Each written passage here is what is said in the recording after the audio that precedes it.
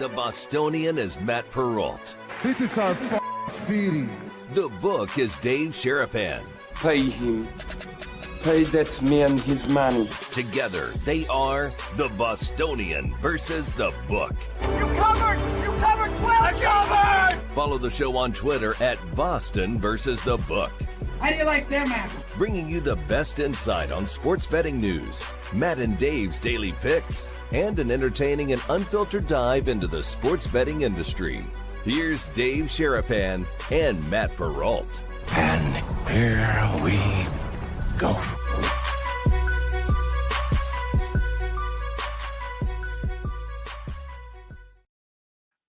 Happy Tuesday, guys. What's up? Welcome in to another episode of the Bostonian versus the book. My name is Matt Perrault. You guys can follow us on our Twitter account at Boston versus the book. The same thing on YouTube. Both of those accounts is where you'll find this show live each and every weekday from 1 until 2 Eastern time.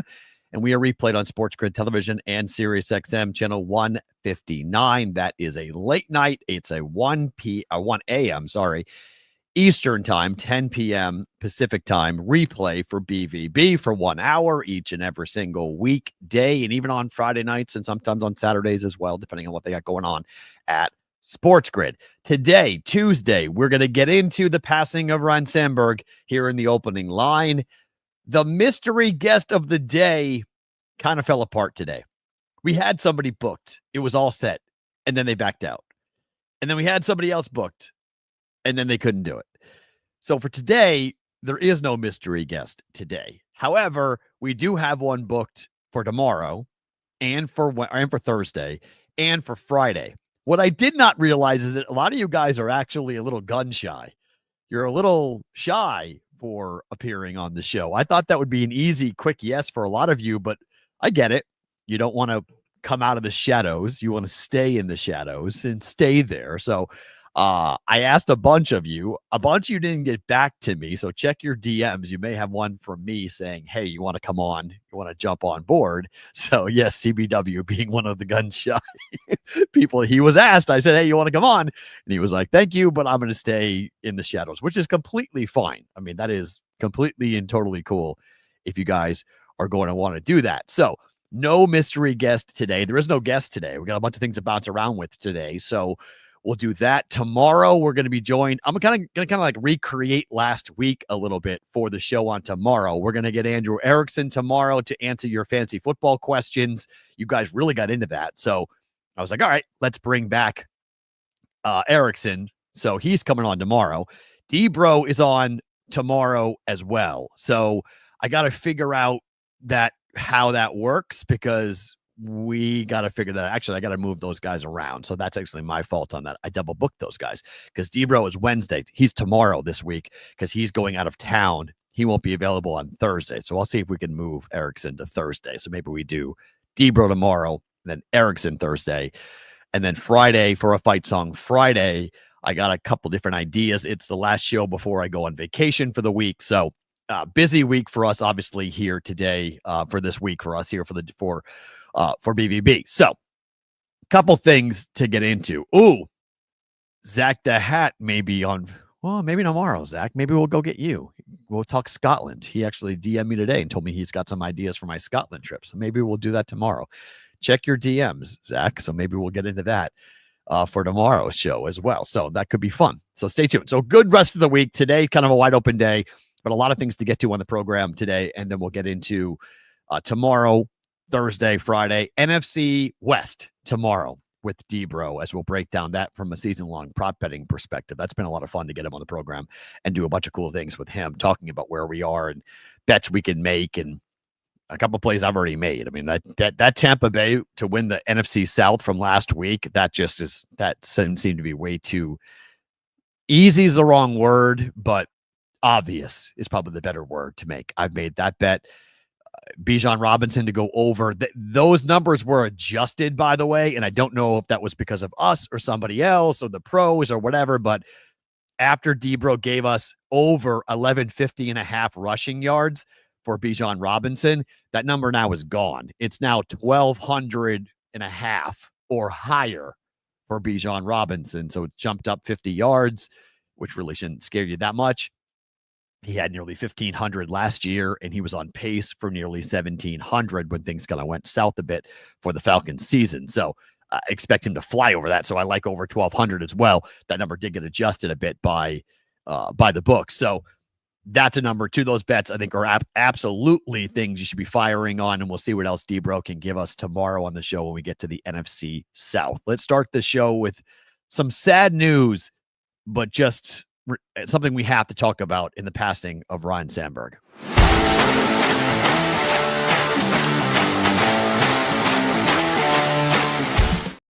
Opening line for us, a sad day for anybody in sports, a sad day for baseball fans, a sad day for the city of Chicago. And I met Ryne Sandberg a couple of times. I've interviewed him a couple of times. And look, whenever somebody passes away, it's awful. And whenever somebody loses their battle with cancer, it's stunning. This one, for whatever reason, for me, hit me hard. And maybe it's because the Cubs and WGN that Ryne Sandberg was the first Cub I ever knew. Like, in my brain, actually remembering Ryne Sandberg. Like in 1984, when the Cubs made it back to the playoffs for the first time since the 40s, and he had just an unbelievable season, and he was just epic. That I remember hearing family members, and I was young, I was 7, 8, 9, remember talking about the best second baseman that they had ever seen. And it was Ryne Sandberg. And when I was growing up, baseball in the town where I grew up, still to this day, is a gigantic deal. Andover, Mass, we've won multiple state championships. And you just grow up playing baseball and dreaming about being a Red Sox and dreaming about playing the game, but playing the game the right way. And you'd hear people talk about Ryne Sandberg, and you'd hear about the class, and you'd hear about the man, the gentleman that he was off the field. That it wasn't just about the way he played, but it was also just the way he conducted himself and the way he carried himself. And frankly, look, the Red Sox, when I was growing up, they were everything. But the Cubs had the similar trajectory, right? I mean, the Cubs and the Red Sox were they never played each other, because that's back, kids, sorry, before Interleague became a thing. The National League played a schedule and the American League played a schedule, and they didn't play till the World Series way back when. So in Boston, we didn't see much of Ryne Sandberg, and you'd see him on WGN. You didn't see him in person, but you saw him on TV, and you just heard about this guy with the way he played second base, how great he was, how dominant he was. And for baseball fans who are in their 40s like me, it's hard to imagine baseball without Ryne Sandberg. It's hard to talk about baseball in the 80s without Ryne Sandberg and just the impact that he made. That's the statue unveiled last year outside of Wrigley Field of Ryne Sandberg. And he announced last year that he was battling prostate cancer, and that he had also announced that he had beaten prostate cancer, that he had been in remission, only to then a couple of months later have to come back and unfortunately make the really sad announcement that his cancer had spread to other organs. And so people felt like this day was going to wind up coming, and it was going to be unfortunately a day that we were going to have to talk about.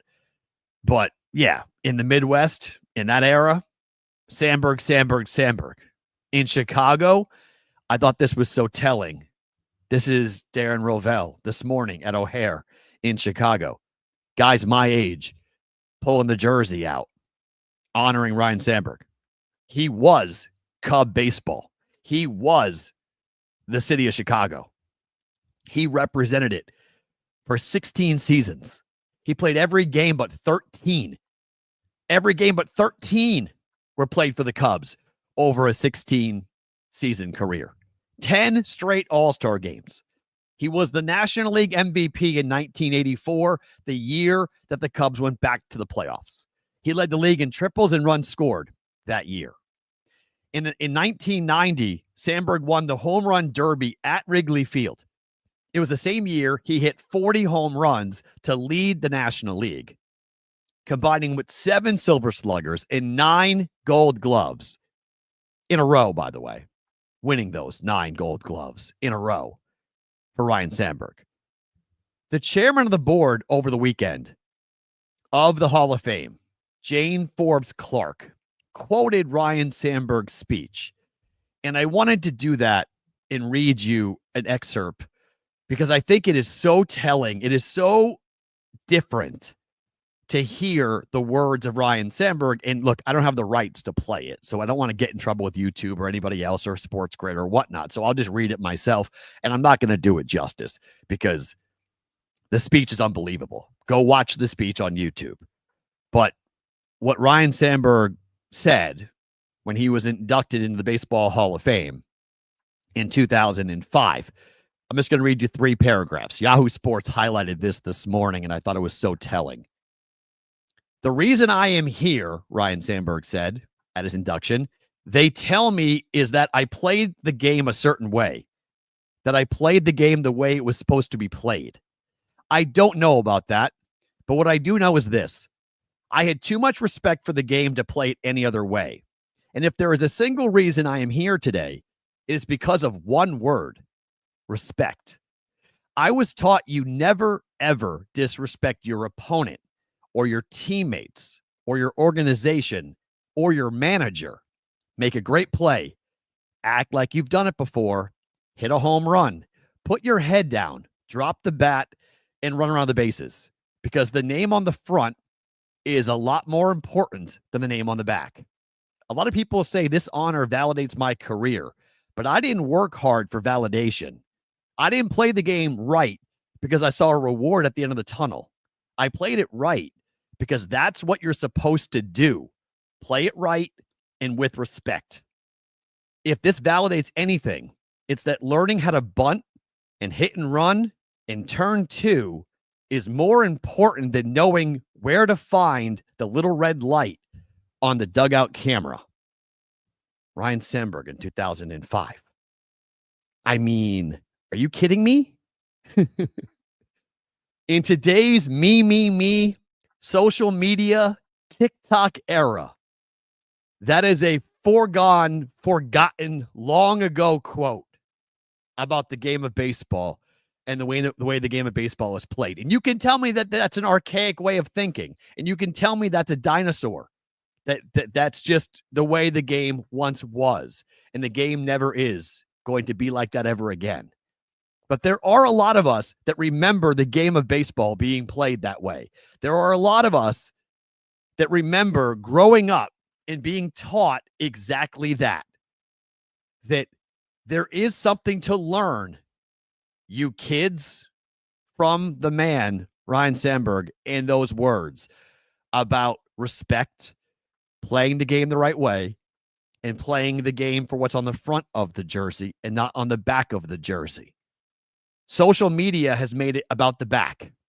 Social media has made it about endorsement deals and television and pimping home runs and showing up your opponent. How about the line about not arguing with your manager?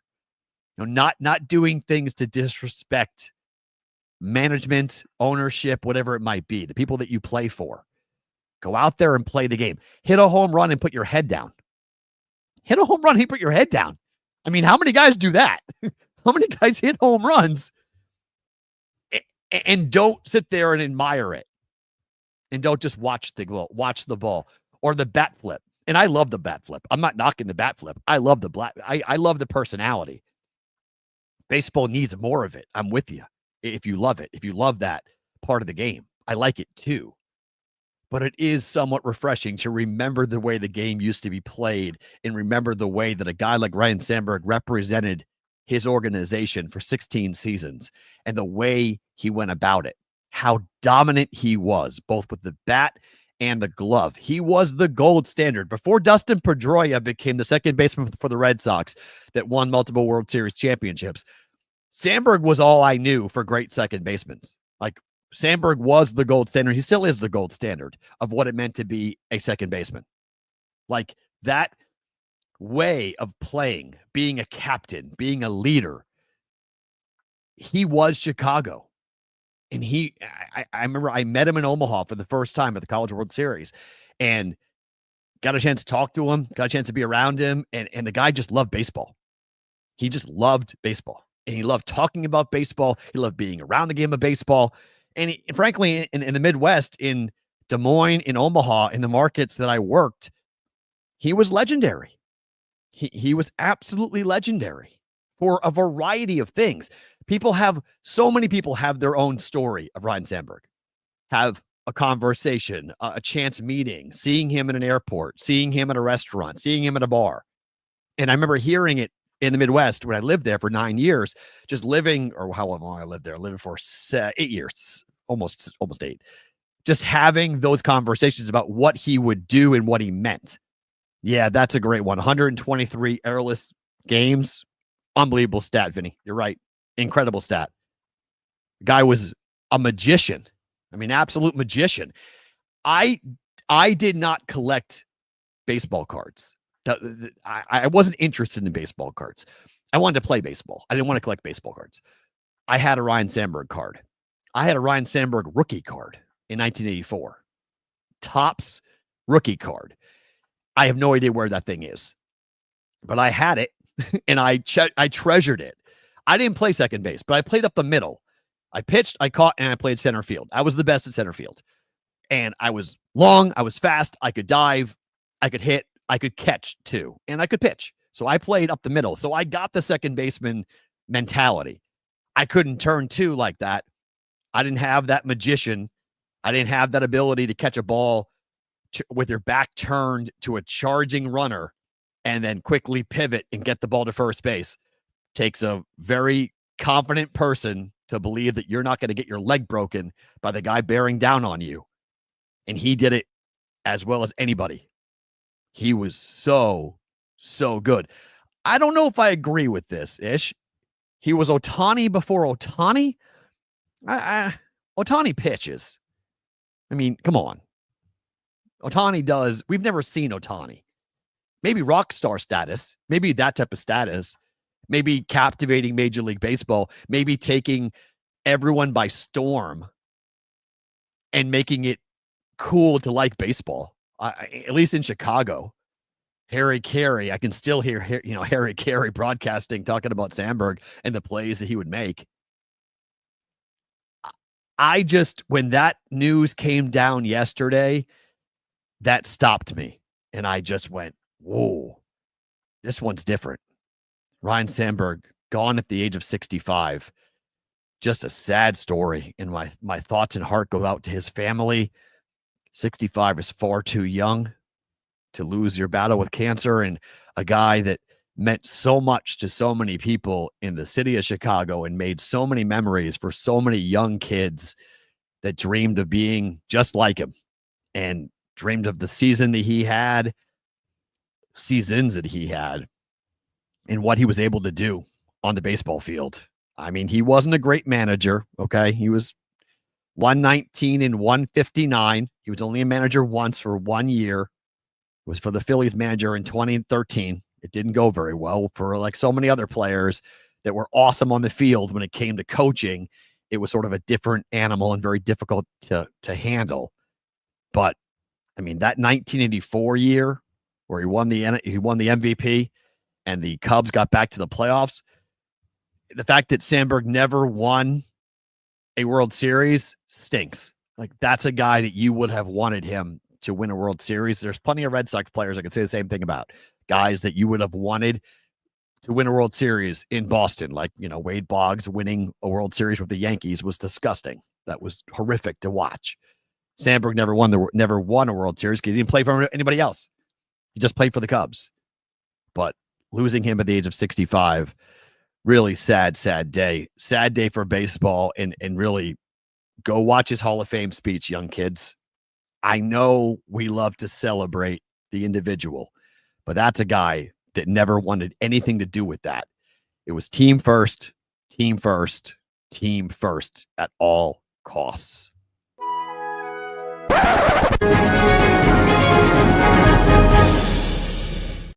All right, what happened last night? Let's talk about the Guardians and what's going on now in the wake of the Class A story. If you missed the show yesterday or you've been under a rock, you missed the report that the Guardians closer, Emmanuel Clase, has now been placed on administrative leave, paid leave, from the team until at least August the 31st, while Major League Baseball investigates him for his potential involvement in the gambling probe that Major League Baseball has been undergoing. Luis Ortiz of the Guardians is equally involved in this.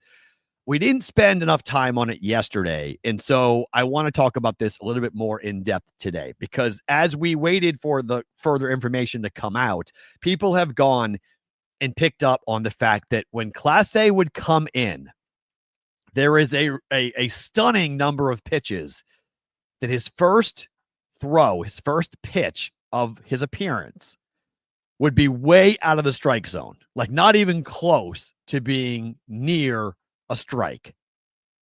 And some, and it's speculation, are saying, well, Luis Ortiz is being investigated for whether or not he was involved in intentionally throwing a ball for an at-bat, meaning you can go to certain books and you can put down a certain amount of money for the first pitch of the inning to be a ball or a strike. And so that equally could have Class A involved. The reason why this is so wild is because now we've got two pitchers from the same team. So are we talking about the same type of story, or is it different gambling syndicates, groups who have found soft targets on the Guardians? Or why is it just two pitchers on one team? Everyone's going to want to know that. The Guardians now, though, appear to be headed towards the trade deadline as sellers because of this. This, by reports out of Cleveland, has changed the team's mentality about where they are. Class A is 27 years old. He's a 3-time All-Star. He's a 2-time winner of the Mariano Rivera Award for the best reliever in the American League. He came in third in the Cy Young voting last year with a .61 ERA in 74 1/3 innings worth of work. In 47 innings this year, Class A has an ERA of 3.23, and he's already allowed more hits this year, 46, than he did all of last year with 39. He struck out 47 batters, and he's walked 12. This has been a really weird year for Class A because he has not looked the part of what he has in the past. And many people tried to figure out, is he tipping his pitches? Like, why is this guy so far from what he normally is? But from a Guardian standpoint, they now feel like they're out of it because they're 52-54. They're 9 games back of the Tigers. They are in the wild card conversation. They're 4 games back, but now they were without their best reliever and one of their best starting pitchers. And the clubhouse is rocked by this. Like everyone, how could you not be stunned by this? Stephen Voigt, the manager, said, quote, "I'm not happy. This stinks. It's a different part of our game now because it's legal. 2 of our guys are being investigated and it hurts. It's an unfortunate situation." Major League Baseball, the PA, the Player Association, declined to comment on Monday night to ESPN about this story. I don't know where we go next with this, but we have got to be very careful.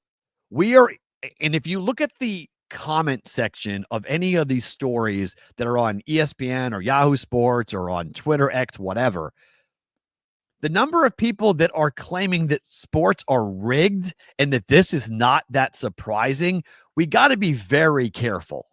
Because if I'm Major League Baseball, and look, tip of the cap to Dave Sherapan for this, because this is a topic that Dave would have been all over, because he has been talking about this for a very long time on this show and other shows about the embracing of sports betting and how quickly it was done by the leagues to take the money without setting up the safeguards that needed to be there to protect both the public, the books, and the player.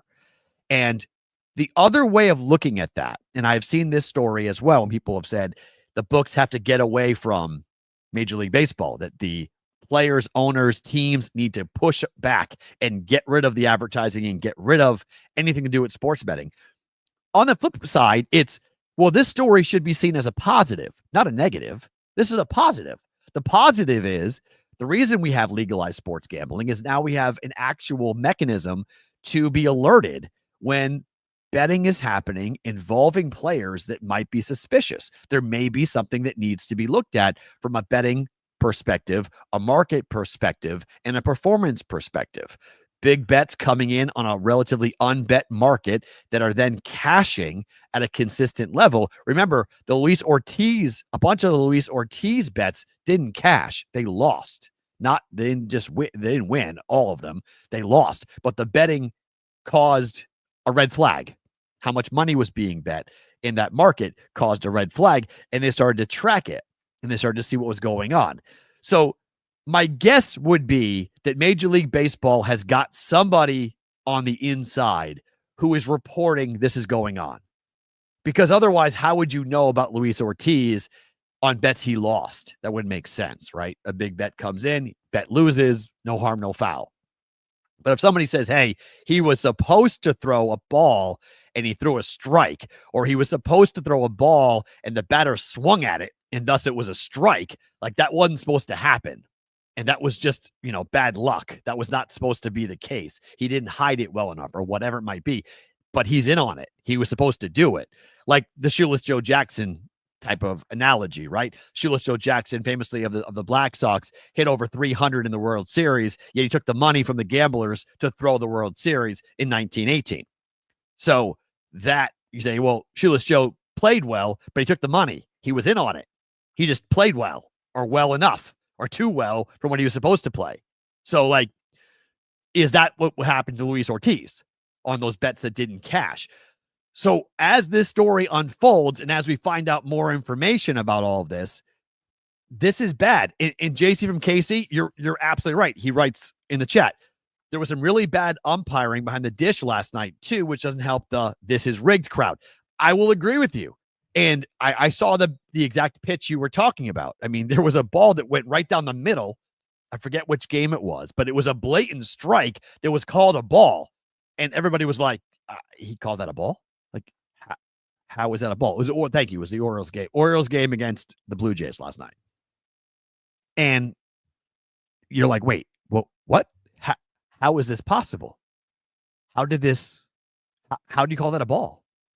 And we're going to have robot umps, and we're going to have the tapping of the hat, and all those things are coming next year for Major League Baseball, which will quasi alleviate the problems about missed calls and bad ball and strike calls, and robot umpires are going to be a thing. I have said before, and I'll say it again, that I don't believe we should be allowing micro betting in Major League Baseball. I don't think you should be able to bet on a ball or a strike. I don't think you should be able to bet on the mile per hour of a pitch. I don't think those are things we need in Major League Baseball. If you tell me we need it, I need to know, why do we need it? Why do we need it? Because we're getting in trouble because of these markets. Basically, prop betting is what's causing all these problems. It's not game or totals. It's not sides. If you look at every scandal we have had since we legalized sports gambling, it has been on the prop bet market side of things. And if we're going to make anything illegal, I think prop betting could very well be the thing that becomes illegal. I'm not advocating for that. I don't think that's right. I think prop betting is good, fun. It's part of the game. The black market is never going to take prop betting off. And if you made prop betting illegal in America, it would be a free-for-all on the black market for it. Everyone would run to go bet their player props over there. So I like it. It's the micro betting that I have a problem with. It's the things, I've seen this new thing where people are betting double play props. Okay. That type of stuff. All right. Those types of micro markets where one guy can determine, if I'm betting no double play and I have a shortstop and I'm telling him you are not going to turn a double play, and the guy lets the ball go through his legs, and it's, oh, shoot, I missed the play. Okay, that's the problem. If you have a pitcher where I'm saying in the ninth inning, when you come in, your first pitch is going to be a ball, and you throw the ball in the dirt intentionally to let somebody win $10,000, whatever it might be, this is a problem. And yes, Sonic, that's what we're talking about. The next at-bat outcome, for example, if you want to get rid of that, I have no problem with that. That is, I'm willing to sacrifice that to have sports gambling be protected for the long term. That we can eliminate these stories by just getting rid of these markets, I'm okay with it. And you could say, Matt, that's a very slippery slope with anybody in government. If you start making these things illegal, well, you know what? I'd rather have that be outlawed than throw the baby out with the bathwater and get rid of all of it and make sports gambling go back into the shadows and back offshore only, which feels more and more like a possibility as we see the addiction rates be talked about. I can't tell you how many times on Instagram now on my, because it's just the feed, I get all sports gambling stuff, but there are people who are out there railing about the public health crisis. We had an author on the show talking about public health crisis, right? Even that author said it was somewhat hyperbole to talk about a public health crisis, because I said, can you explain why you're calling it a public health crisis? And he kind of basically said, I went on the Daily Show and said something to sell books. Like, I don't believe it's a public health crisis. I think there are definite problems and pockets of issues with young men between the ages of 18 and 30 who are going to be addicted and need help with sports gambling addiction. Yes, absolutely. It's the same thing with alcohol addiction. It's the same thing with tobacco addiction. It's the same thing with heroin and meth addiction. Like, yes, kids need help. They need outlets. They need places to go when they become addicted. They need people who will help them get off and stay away from it. Yes, 100%. But I don't think it's this like, oh my God, shut down everything. This adult behavior, this adult act should be outlawed and never allowed. I don't think that's smart either. Again, you got to remember where I am. I'm a vice legalization guy. I think all vices should be legal and taxed and policed and made safer. So like, that's where my mind is. I know I'm not of the majority of people in the country that believe that. But I think making something illegal is what creates a black market, which creates bigger problems, which makes it more and more unsafe when you do that. So I'm for legalization of most things in the world that are out there, and sports gambling being one of them. I don't have a problem with the books being in bed with the leagues. That doesn't bother me. I do have a problem with betting on everything. I don't think we need to bet on everything. And betting on player props, I think it's good. I don't like the idea of having every little thing the guy breathes, betting on how many times he's going to take a breath. Like, I don't need all these different bets that we have out there right now, because I don't believe that helps sports gambling. It helps our position when bad stories like this come up and someone says, okay, well, what's the solution then? What's the solution when it comes to all of this? If you think, this is not a big deal, well, look at this story. Look at the stories. The NBA is dealing with multiple players being accused of being involved in sports gambling. Remember the Terry Rozier story that he was supposedly cleared from any wrongdoing? That was wrong. That was wrong. Terry Rozier is still under investigation by the federal government for his involvement in prop betting, his involvement in the same thing that Emmanuel Clase and Luis Ortiz are being accused of. It's not just one sport, not just one team, multiple teams, multiple players, multiple sports that are all getting caught up in this. The NFL has had their problems with it already. We already went through this with the NFL, and we're going to continue to have problems in the NFL. There's no debating this. The NFL is the big daddy of them all. And yes, biggest limits, biggest handle, all of it. And that's the next, we've already had it. We're going to have it again. We really haven't had much with hockey, but we will. Hockey will have its own issues. We've had college basketball over the years, obviously, but it's incredibly difficult to have a game be thrown in 2025. But an individual play, that's a different story. And that's the worry that I have when it comes to it, as we continue to see these stories pop. And now the Guardians are going to look to trade away guys. The Guardians are giving up on their season because of this. by all accounts. The trade deadline now, they were going to look to add. They're now going to sell, and they're going to move players because they've lost 2 pitchers and they don't have enough. Losing your closer puts you into a death spin of a season. It's a pretty big deal from a Guardian perspective, and really it changes who could be available at the trade deadline from a Guardian's perspective, because there are some players that I think many teams will come calling about and say, okay, we want to talk about this guy. And really all the talk is now centering around Stephen Kwan, who was an all-star this year. Their leadoff hitter is batting .287 with 9 home runs and 37 RBIs. It looks like now he might get moved. He might be the one that gets traded because the team feels like they don't have a shot without Emmanuel Clase. Quick thing on the Red Sox game last night. So the Red Sox flew from Boston to Minnesota, and they had tremendous turbulence on the flight to the point where Garrett Whitlock was too sick to play last night because of the flight. Like, he was really shook up and sick. Players said it was the worst turbulence they'd ever experienced. So Boston got in all messed up. Like, they were just, they weren't good. Then they get a 3-run home run in back-to-back games by their emotional leader, quickly becoming their emotional leader. And when you get big hits from Alex Bregman and big home runs from Alex Bregman, you can see why the Red Sox went out and gave him the money, and they hope that he opts in, doesn't go anywhere, because he's been a perfect addition to this young baseball team. So a huge 3-run home run for the Red Sox. It beat the Dodgers. It puts the team up 4-3 on the Twins. There was rain scheduled in the forecast, and the Twins last night, and most of us on the East Coast were asleep when this happened, but the Twins decided to pull the tarp out before the rain came. Before it came out.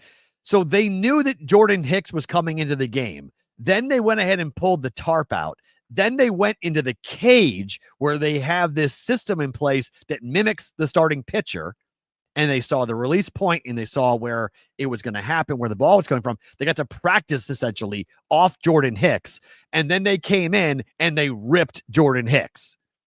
He wasn't happy about it after the game. The Red Sox weren't happy about it after the game. And people were angry about the fact that they had him warm up, then they shut it down, and then they knew what was going to happen. And Hicks felt like it was dirty pool for them to do that. That wasn't appropriate for the Twins to go ahead and do that. Win's a win, right? I mean, that's why you play at home. You get the benefit of the grounds crew and telling them what to do. It wasn't like the rains weren't going to come. It did rain. It just was a longer delay than they probably needed to. 90 minutes is a long time, and the Red Sox could not use their closer because Aroldis Chapman was out last night with back spasms. So that was a really bad situation for the Red Sox last night. Kind of a rough, all-around rough situation. Speaking of the trade deadline, Suarez of the D-backs got hit on the hand last night with a 97-mile-per-hour sinker. Like, we're throwing sinkers at 97 now on the hand during the loss to the Tigers. X-rays are negative on his hand, but my gosh, this is almost like if you're the D-backs, you either trade him now or you sit him down until the trade deadline later on this week, because you can't afford to get this guy hurt. He can bring back some serious return for you. And what's wild about this, if he does, I talked about this last week, but if he gets traded, no player in the history of Major League Baseball has ever been traded with 35 or more home runs at the deadline. He's got well more than 30, 37, I think now for Suarez. He's going to make baseball history. No one in July has ever been moved at the trade deadline with over 35 home runs. And now this guy nearly broke his hand last night in a 5-1 loss in the 9th inning. Game was way over. Hit on the hand. And I guarantee you the Diamondbacks went, oh my gosh, please don't have your broken hand. Please don't have your hand be broken by that pitch. I'm not sure I play him until the deadline. Like, I just rest him. Like, say, hey man, sit. Like, you're good. We don't need you. Like, we're all good. We're going to put you down, sit you down until the deadline, or we're going to move you today. Like, if there's a deal pending, I'm taking it if I'm the Diamondbacks. Just like, hopefully that hand is not going to be a problem the rest of the way. But that was a scary scene last night for the Diamondbacks against the Tigers, to have Suarez get beamed like that right smack on his hand. Not a fastball, but a 97-mile-per-hour slider. Might as well have been a fastball. Let's make some picks.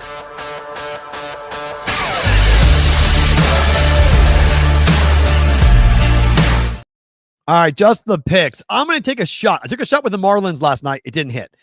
I'm going to take another shot. The Rangers are hot at the moment. So the Rangers at home, they were having a tough time scoring until the Braves came around, and then all of a sudden they started scoring a ton.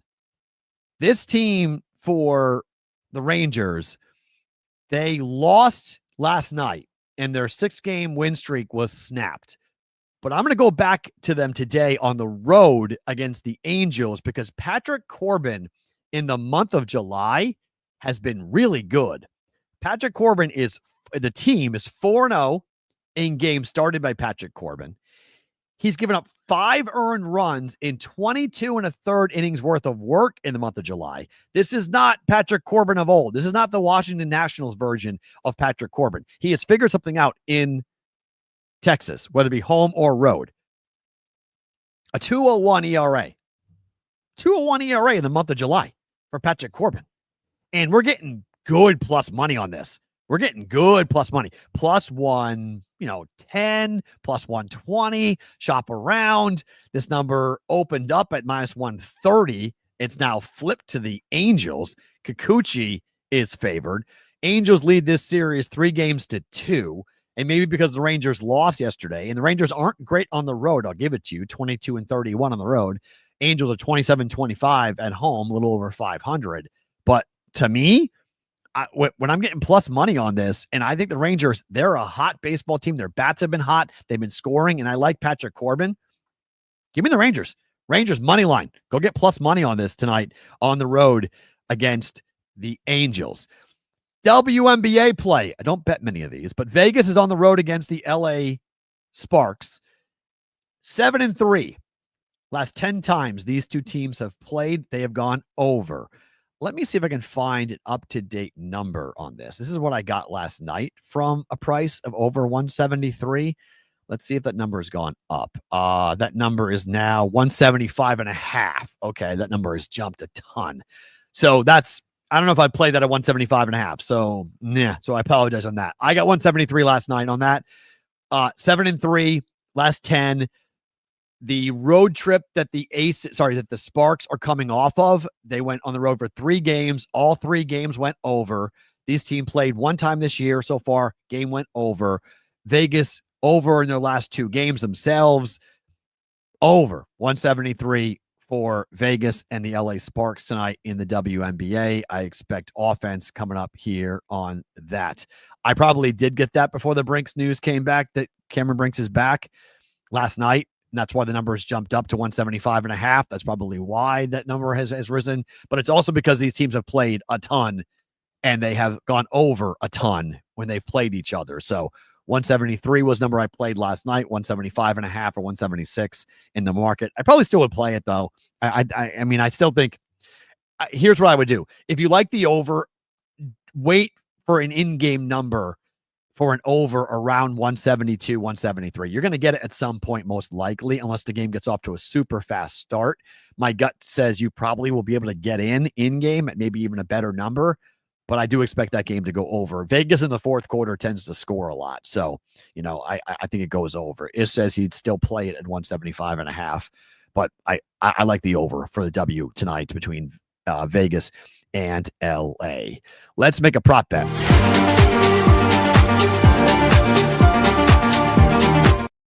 Somebody broke Sonny Gray. I don't know who broke Sonny Gray, but somebody broke Sonny Gray. Sonny Gray's last 2 starts have been not good. 8 earned runs at Arizona, 6 earned runs against San Diego. And here we are today with another number of 1.5. Now, I know it's against the Miami Marlins, but I like Miami. I like Miami as a dog a lot. And I think you have opportunities here to as we've talked about, the Marlins are the most profitable team as a dog straight up in Major League Baseball. 7-1 was the lead. I bet the game yesterday. It lost. Marlins got whipped 7-1. I still like the Marlins today, but Sandy Alcantara, maybe his last start in a Marlins uniform ever coming up here tonight. up against Sonny Gray. Sonny Gray over 1.5 earned runs. Again, Sonny Gray's not been good in his last 2 starts, 8 earned and 6 earned. 9-7 win over San Diego for the team, but that's not thanks to Sonny Gray. 10-1 loss at Arizona. He went 3 1/3, gave up 8 earned runs. I don't know if he's tired. I don't know what the problem is. At home, he's better than on the road. 3.39 ERA, a 7-1 record for Sonny Gray. I don't need him to lose the game. Just give up 2 earned runs. Sonny Gray over 1.5 earned runs tonight up against the Miami Marlins. You need just one swing of the bat, 2-run home run, and you get there for Sonny Gray. And like I said, last 2 games, he has not performed well at all for the Cardinals, and they need Sonny Gray. I need Sonny Gray to be good for my Cardinals bet to go over 76.5 wins. They're currently 55-53, essentially on pace for an 80-win season, or 82-win season, which I'm totally cool with. But they need Sonny Gray. They're going to need Sonny Gray to keep playing and keep rolling. Our Circa Sports Pro Football Story of the Day. This one is weird, and it involves the Raiders. The Raiders are practicing as we speak, and that's why I had a couple of guys who were going to come on, but the Raiders' availability jumped up with us, unfortunately, so we couldn't get them on the program, but I'll just tell you what's going on here in just 1 second. First, Ultimate Contest Weekend. Come see BVB live August 21st and 22nd. Thursday and Friday will be live at Circa Sports. Cannot wait to get there to publicize Circa Million and Circa Survivor. Circa Million is 5 games against the spread each week. Circa Survivor is 1 winner, just straight up for 20 straight picks. A 20-0 mark could get you a share or all of it of $15 million or more. You guys got to be in Nevada to sign up. $1,000 per entry, multiple ways to win in Circa Million. No rake ever for Circa Million. You can hire a proxy here in Nevada if you need one, if you don't live in Nevada. But for more information, go to circasports.com. Did the Raiders cut Christian Wilkinson over kissing a teammate's head? I'm not kidding you. This is not a joke. This is a real story. It's kind of hard to talk about this because it feels fake. That a kiss made a player uncomfortable. Which player, we don't know. But this is a major addition from the previous regime. This is not Pete Carroll. This is the previous regime. But the Raiders are known for doing some squirrely things with their salary cap and with their paying of players. We don't know whether or not this report is accurate or not. However, Adam Schefter went on ESPN yesterday and said that Wilkins playfully kissed a teammate on the top of his head, and the player took such offense to it that the player, according to the report, filed an HR report about it. The teammate objected and went on to file that report with the HR department, essentially saying that he was made to feel uncomfortable by Christian Wilkins going ahead and kissing him on top of the head. Now, I've never been kissed by a coworker, so I don't really know how I'd feel about that. Like, I don't really know how I would handle that. It kind of feels like it's an over-the-top reaction, right? Then we found out that the Raiders, before this story came out, voided $35.2 million of the remaining guarantees on Wilkins' contract. They did that June the 4th. The NFL Players Association had filed a grievance on Wilkins' behalf on Thursday. That same day, he was released by the Raiders. That same day. So when the Raiders voided the guarantees on June the 4th, it was all around a rehab around his foot injury. Did they cut him because the rehab issue was going on and he should have been rehabbing and he wasn't? When did that happen? When he kissed his teammate on top of the head? Did that really become that big of an issue that the team had to get rid of him and get him out of the clubhouse and get him out of the locker room for whatever reason. I mean, ProFootballTalk.com referenced the Ravens cutting a player. Earl Thomas was cut with the designation that would circumvent his skill, injury, and cap guarantee. They used that release of being the result of a personal conduct that had adversely affected the team. So did that kiss on top of the head, or the Raiders trying to claim that this is a horrific situation? This is really bad. I don't know. But it is an odd story to see the Raiders say, okay, one of our biggest acquisitions from the previous regime, he's owed all this money. And maybe Pete Carroll's like, yeah, no, I don't like, this guy doesn't fit. We don't want him. And so the Raiders are doing something a little bit different. Let's use that word, different, when it comes to getting out from under the contract of Christian Wilkins. I don't know if this ends up in court. I don't know if he's going to sue the Raiders. I don't know if this HR complaint, who made it? Is there evidence? Like, most of these meeting rooms have cameras on them. So, like, is there evidence that they can pull and say, you know, he walked over and kissed this guy in the head? That was really unfortunate. He shouldn't have done that. Who knows? But it's the Raiders, and it's one of those stories where you're like, how is this actually a conversation that we're having at the moment? Like, how in the world are we actually having this conversation? Very, very weird. Very strange. Very weird. We'll see where it goes, but keep an eye on that story with the Raiders right now. It's an awkward one for sure. Brigade Proxy College Football Team of the Day. It's Oregon.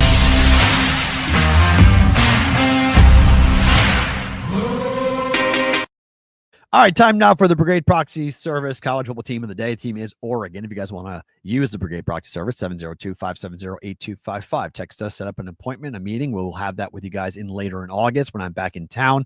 Won't be there till about August the 11th, but if you're in town from August the 11th on, send a text at 702-570-8255 for more information about hiring the Brigade Proxy Service, or go into our website, thebbbshow.com, for more information.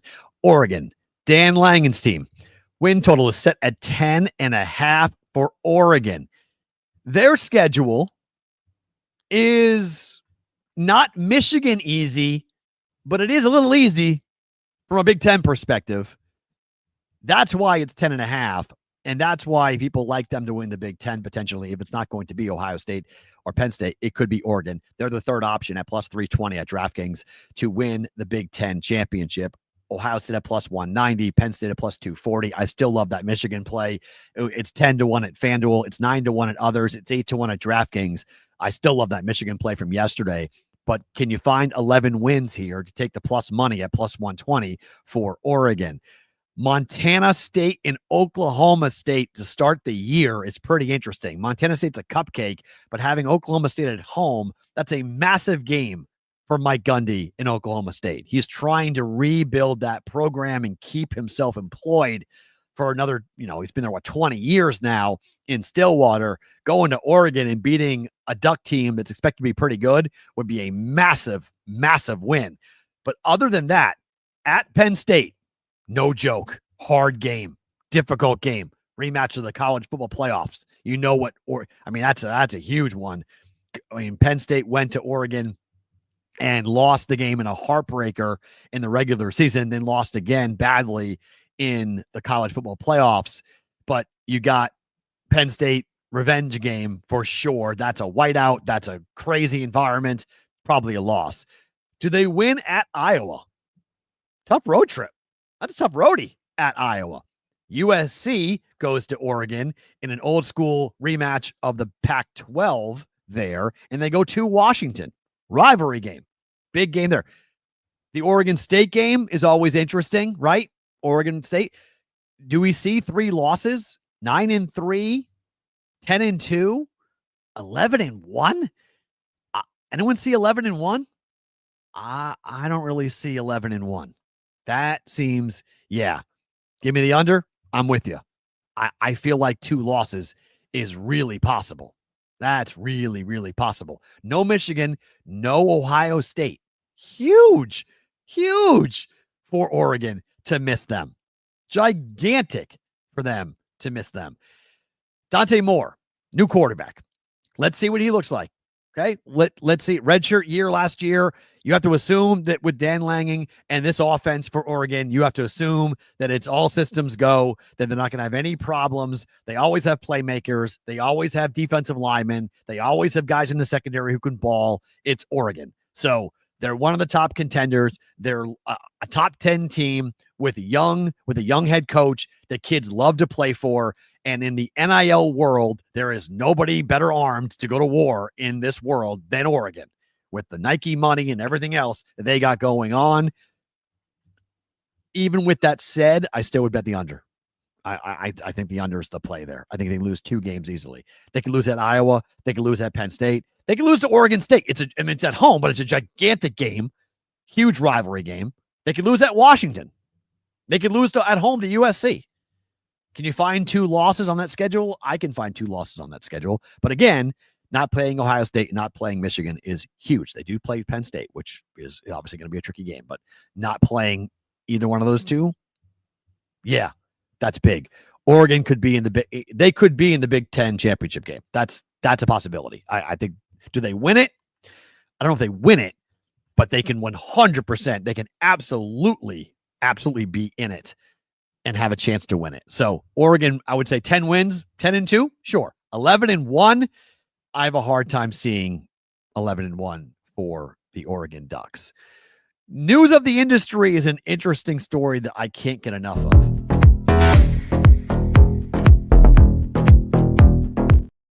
All right, news of the industry. We've been covering this for months now. Again, for the second time, the vote for Brian Quintez has been scratched. Last minute has been scratched. The first time, it was because they didn't have the votes, and there was a problem with one of the committee members' travel. They couldn't actually get to the vote, and all the Democrats are going to vote no. So they had to wait. So now they have, for a second time, removed this in similar fashion, reportedly due again to flight delays. Everyone's going to vote no. And now we have another issue with potentially another flight that could be there. His name was removed because, I mean, I don't know. Tommy Tuberville has been all over this. He's now mad about this. And, you know, he thinks that Republicans should be able to put whoever they want on this committee. And the Democrats are not okay with that because of the connections to Kalshi that Brian Quintez has. And I don't look, this is huge for the future of sports gambling. And I know Tuberville doesn't care about that. What does he care about sports gambling? Alabama will never be legal from a sports gambling perspective. So what does he care? So I get why he's like, put him in, who cares? But for anybody else who's in the industry, anybody else who cares about what's happening in the industry, this is a big darn deal. Because if the CFTC is going to turn a blind eye to Kalshi and Polymarket and everybody else coming into the 50-state solution, which is going to be the sports prediction market, if we're not going to police this, now we're going to the courts. And who knows how long it's going to be going on in the courts. We've got 2 gigantic cases, one massive one involving 3 tribes that are suing Kalshi for operating in California. Well, if the Indian Gaming Pact, if that gets upheld by a federal court, what happens here with the CFTC? What are they going to enforce? How are they going to handle it? So there's a lot going on here. There is a ton going on here amongst this. It's not just a quick little bang. Okay. It's not as shocking, you know, but the flight delay thing is wild. Yes, the White House did ask for the delay, Jimmy Football. That is true. That's who, if you read the report here, a spokesperson for the Republican majority in the committee told ingame.com, who reported the White House asked for the committee to delay the vote because the White House is trying to get Brian Quintez nominated, who's the former head of Kalshi, whose son, Donald Trump Jr., is on the board of Kalshi. Like, I love the fact that this has been a story that normally would get zero attention. Nobody would talk about this, but the sports gambling world has been watching this like hawks because it affects all of us in the sports gambling space. It's a massive deal because if there is a 50-state solution, it changes the industry overnight. As a content creator, go legalize it. I mean, it's more work for us. If you can find a way to put Florida, New York, Texas, and California all in play, do you know how much work we get? Like I'm all for this, okay? In terms of like personally, I would love this to happen where we just greenlight everything and we have a 50-state solution in America. But I have friends in the industry that get run over if this happens. This is bad for the sports gambling ecosystem if this is happening because it changes everything. But in terms of, if you're a content creator like me, it's a huge deal. It's a gigantic thing to have Texas and California come on board for sports betting. So we are all watching this closely, and it does stink. Like, there's no debating. There is a lot of stink on this. It doesn't feel right. It feels like an inside job. It feels wrong to take a guy from Kalshi and putting him atop the industry that then will police Kalshi and make opinions and legalization questions and licensing questions that will impact the industry for the next, 5, 10, 20 years. And anybody that bought a license in New Jersey, Pennsylvania, New York, Ohio, you're SOL. Like, good luck. Sorry. Everyone's going to flip to prediction markets and all your money's out the window. Like, that's it. I don't know how not to talk about it, Ian Lights Out. I don't know how not to talk about this story because it affects all of us, like literally all of us in the sports gambling space.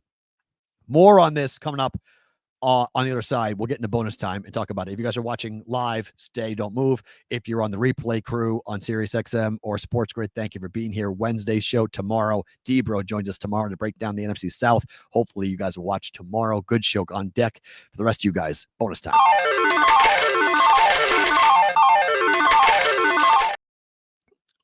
Look, just to continue the point for a second, I'm able to separate two different things. I can walk and chew gum at the same time. I can tell you that if you can give me a 50-state solution for California and Texas and Florida to be legal in sports betting, and it is sports betting, but the way that Kalshi operates, I still need someone to fully explain to me the difference between what Kalshi operates with a sports prediction market and how sports betting is different.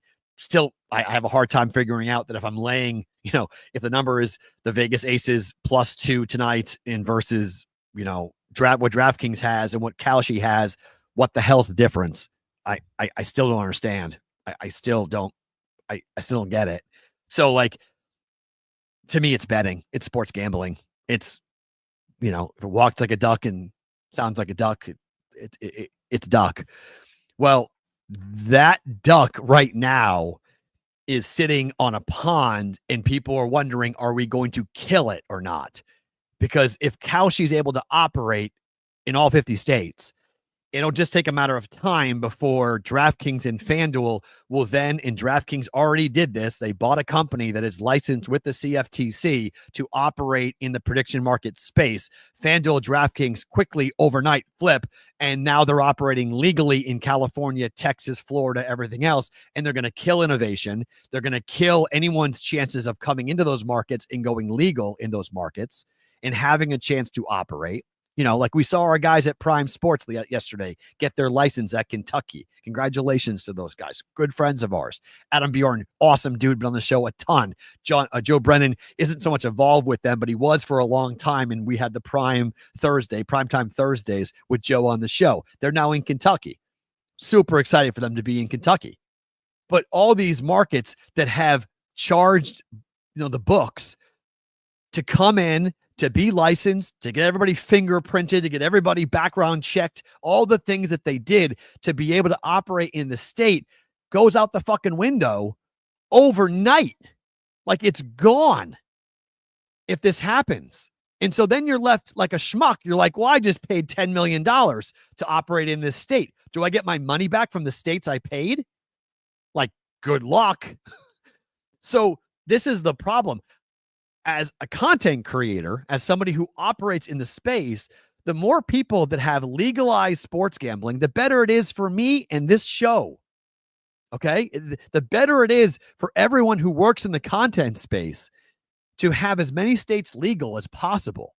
Because if it's legal, people feel more comfortable doing it. They don't feel like they're breaking the law or doing something shady. And if somebody steals their money, they have some recourse to go to the police, if you will, and say, hey, these guys stole my money, versus sending it to someplace in the Caribbean or some guy at the end of a bar, right? But the problem that I have with it, again, it separates my ability as a content creator personally versus what's best for the industry.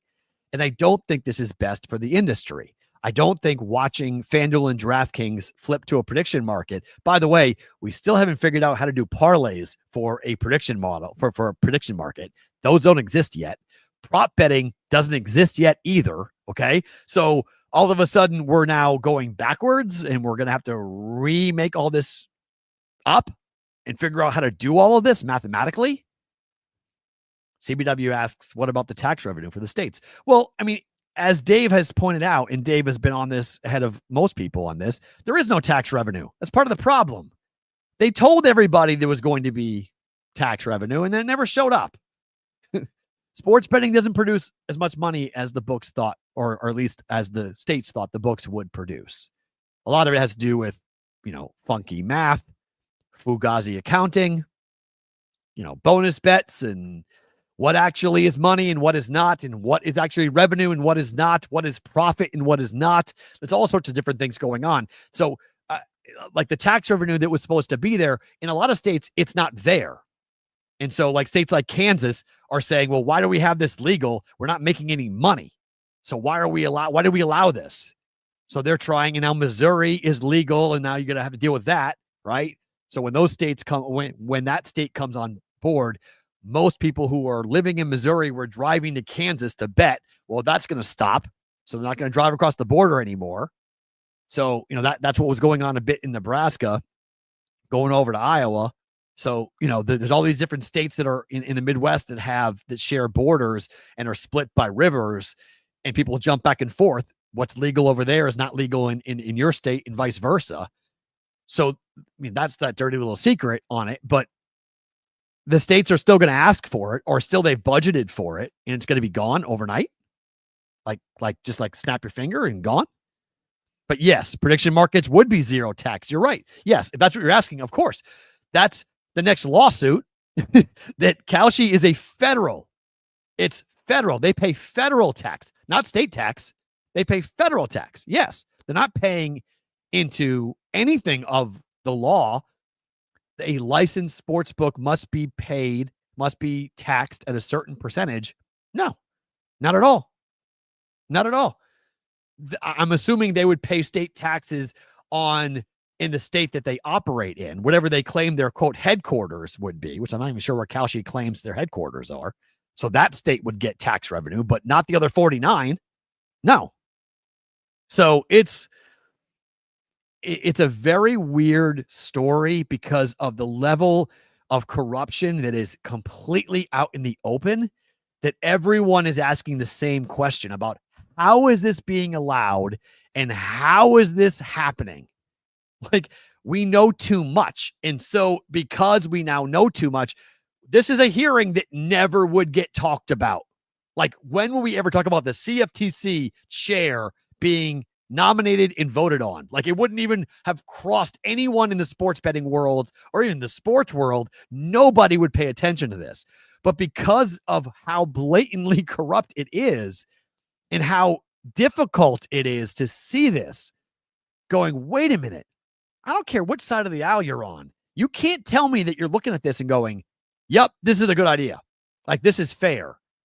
And so all these states that did it the right way, all these governors, Ohio's governor, like all these different people that have done this are now going to be left holding a bag and saying, sorry, we're just going to go ahead and do this and jump over your head, and we don't care what you guys did. All the fighting that New Jersey did, all the things that happened with Chris Christie, all those cases all get tossed out the window like that in 2 seconds.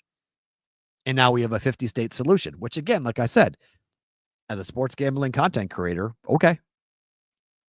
It's more work for us. Way more. I mean, it's a ton of work. Our jobs are secure.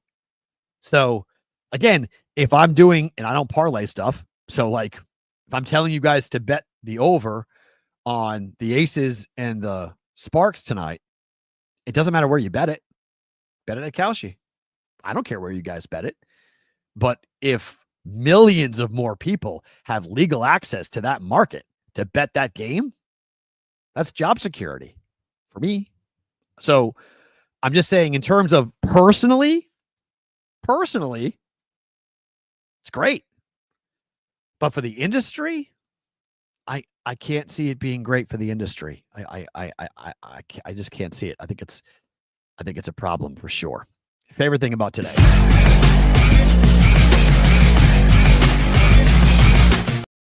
All right, my favorite thing about today, and this is sort of another thread, if you will, but going back to the opening line, that, you know, talking about Ryne Sandberg and reading that quote from Ryne Sandberg today, in case you guys missed it from the beginning part of the show, I'll just quickly read it again because I think it's so good, and it's such. I'll read just a quick part of it. I was taught you never, ever disrespect your opponent or your teammates or your organization or your manager. Make a great play. Act like you've done it before. Hit a home run. Put your head down. Drop the bat. Run around the bases, because the name on the front is a lot more important than the name on the back. From Ryne Sandberg's 2005 Hall of Fame induction speech. I don't know. It feels like it was 20 years ago, and it feels like it was 100 years ago that people used to talk like that. It's nice to remember it. It's nice to go back to that and hear that again and remember that. And maybe it's nostalgia. Maybe it's I'm old. Maybe I'm an old guy yelling at the clouds. I'm the Simpson meme when I hear that that's what I am. Why? Because I like that. But I like that.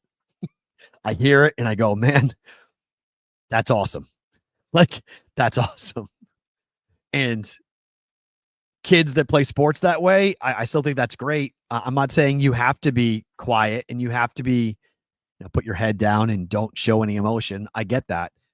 But for the career and the life and the legacy that Ryne Sandberg left behind, it's pretty impressive. It's pretty impressive. And it's something that we don't hear a lot about. We don't hear guys talking that way anymore, which is somewhat unfortunate that we don't hear it the same way that we used to. Such an awesome quote. Rest in peace for Rhino and Ryne Sandberg. Guys, back tomorrow. D-Bro joins us tomorrow. It's a Wednesday. Normally comes on Thursday, but he's on vacation. He's going out of town Thursday, Friday, Saturday, Sunday. So he's going to jump on tomorrow's program for us. NFC West breakdown tomorrow on the program. Hope to see you all back tomorrow, 1 p.m. Eastern time, here on Twitter and on Instagram too, but mostly on our YouTube channel at Boston versus the Book. Like, subscribe, leave a note. Tell me what you think. Tell me what you want to see. Hit the what's the line? Don't be a bum. Hit the thumb. Do that as well. Back tomorrow for a Wednesday's episode of BVB.